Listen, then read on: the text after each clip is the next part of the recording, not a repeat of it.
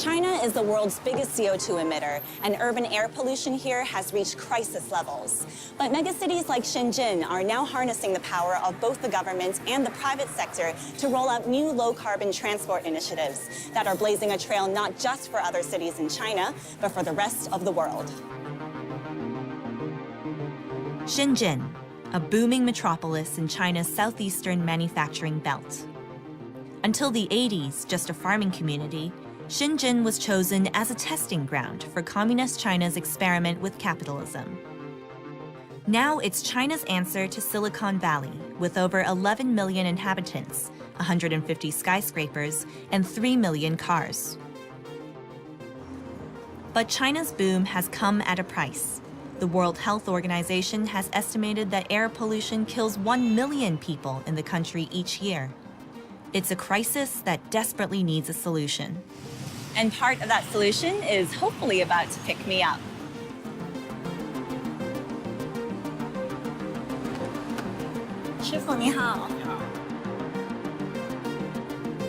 So I've just hopped into one of Shenzhen's electric taxis, and they say that by 2020, all of the taxis in Shenzhen are going to be fully electric, which is amazing. So I'm off to find out how that's going to be done.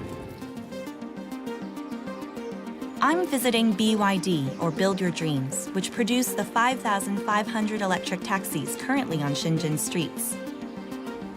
Richard Lee is going to show me around. Hey, welcome. Hi, good morning. How are you? Welcome to BYD, welcome. So for people who don't know too much about BYD, what can you tell us about it? Well, BYD started in 1995 as a battery manufacturer, but now BYD is actually the world's largest new energy vehicle manufacturer. So this is the BYD E6, and this is the first and the most successful BYD pure electric vehicle. Once it's fully charged, this vehicle gives you 400 kilometer drive range. We mainly deliver this to a taxi fleet, in China and to the world. BYD reflects a global shift in the industry towards China, which last year sold around 400,000 new energy vehicles, more than twice as many as the US. That's been made possible by the billions of US dollars worth of subsidies the Chinese government has used to boost the industry. If you want to buy electric vehicle, you're entitled to certain subsidies. For example, in Shenzhen, if you want to buy a ton like this, so you can entitle around like 40,000 RMB in total subsidies. That's about 15% off the price of this car, their best-selling plug-in hybrid, which uses a chargeable battery and a gasoline engine. So because this is a plug-in hybrid car, so it features 2 drive modes. So now we're operating this EV mode. So that is the pure electric drive mode right now. And then so you have HEV over there. Yes, right next we to also it. have the HEV mode there, because if you switch the HEV, anytime you like, because the engine will start in, kick in. Yeah, Okay. right, you feel it. So that will give you a better power performance. But it's not just cars. BYD is making electric buses, trucks, and service vehicles for ports, airports, and even mines.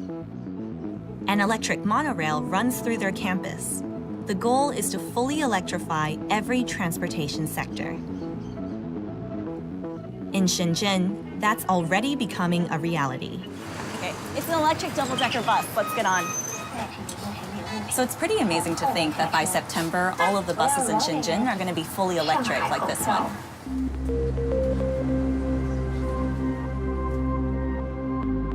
All this means that within a few years, the city's entire public transportation system will be fossil fuel free. But what about the roughly 3 million private drivers?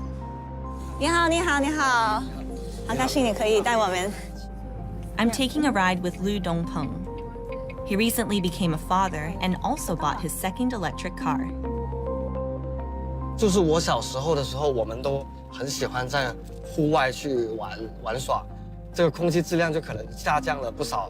像现在的一些小朋友，他可能就不愿意出去玩了，因为家长也不允许。 Lu saw so much potential in the electric car market that he opened his own dealership and repair shop in July 2016. BYD可以看到。Wow. Shenzhen has restricted new license plates for fuel cars, while dishing them out liberally for new electric vehicles, or NEVs for short. Lu has seen monthly sales almost double in the last 6 months. 最近那个客人他们为什么选择一个电动车呢？最主要还是因为深圳是限牌的，他如果不买电动车的话，他要等待很长的时间才能买一台汽油车。那他肯定急用的话，肯定选择先买电动车。然后第二个原因，我相信应该还有很大一部分人其实已经慢慢有这个环保意识。It seems that consumer perceptions have already shifted. So I spy a customer. Let's see what she thinks. 我觉得电动车的话，现在来说的话都比较普遍，因为尤其是深圳这边，并且从乘坐的舒适度来说的话，会更加的舒适。因为燃油车的话，你坐起来有的时候会觉得有油味啊，然后容易晕车啊之类的。Of course, all this electricity has to come from somewhere. In Shenzhen, running an electric car generally produces less than a third of the CO2 of a gasoline car, but it's still not carbon zero. Luckily, there's an even cleaner way to get around, one that runs on nothing but good old-fashioned legwork.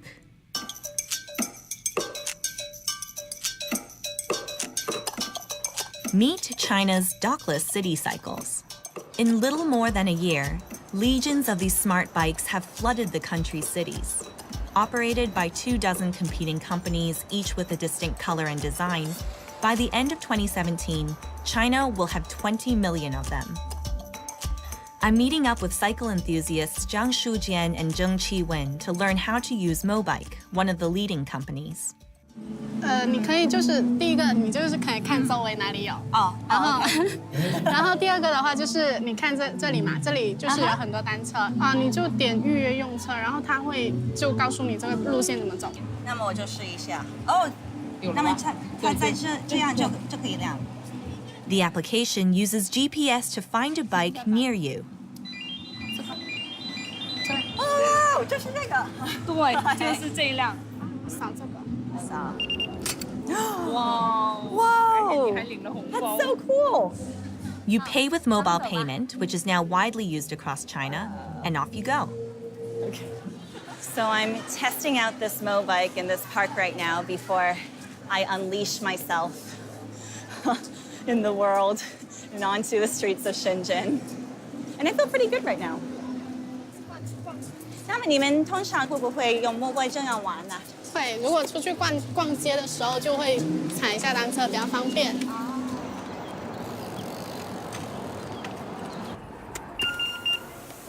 这样子就挺。就是没有共享单车的时候，大家可能就是开车去上班或者出去玩之类的，那就是二氧化碳的话排放会很多嘛。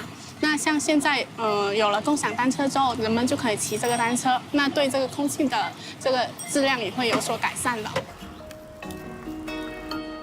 Just over a year since their launch, Mobike has 200,000 bikes in Shenzhen alone. Now they could be coming to a city near you. Mobike is already up and running in Singapore, and a Chinese competitor is launching in the US this year. But being able to lead them anywhere does create problems. I'm meeting with some Mobike boys, as they're known, to find out how they stop the city from being overtaken by discarded bikes. 我可以停在这里吗？哎，可以的，把车放这里吧。Wen Wenhao and Huang Jianqing use GPS to search for faulty bikes reported by users. 看这个手管坏了，我们把那个师傅叫过来，把车给推上去吧。哎。 Our hunt has brought us to one of Shenzhen's dense neighborhoods, known as urban villages. 是那样吗 ？OK。编码是多少？编码是775。啊，对它了。Wow. OK. 什么问题？我看一下。卡住了。Okay. Oh wow. It's really stuck together. They're literally like you have one pedal that's just stuck in the spokes. Oh wait, it just got freed. Okay.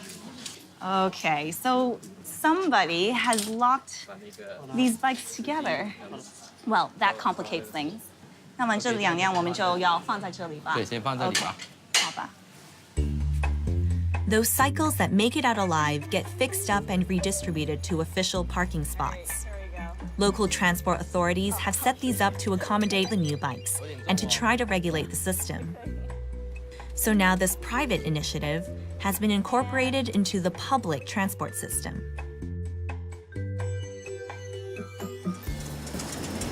好了 ，OK， 那我们这样排起来也很整齐啊。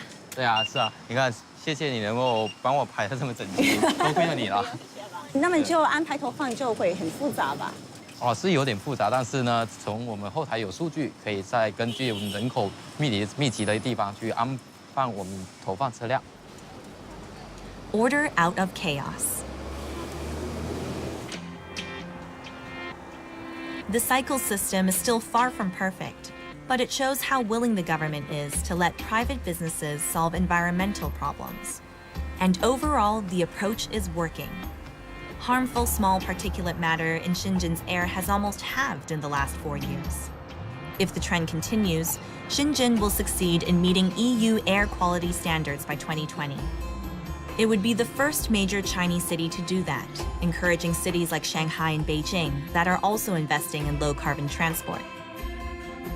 China is still the world's biggest polluter, but there's no doubt it's moving forward and fast. And that's at least one reason to be optimistic.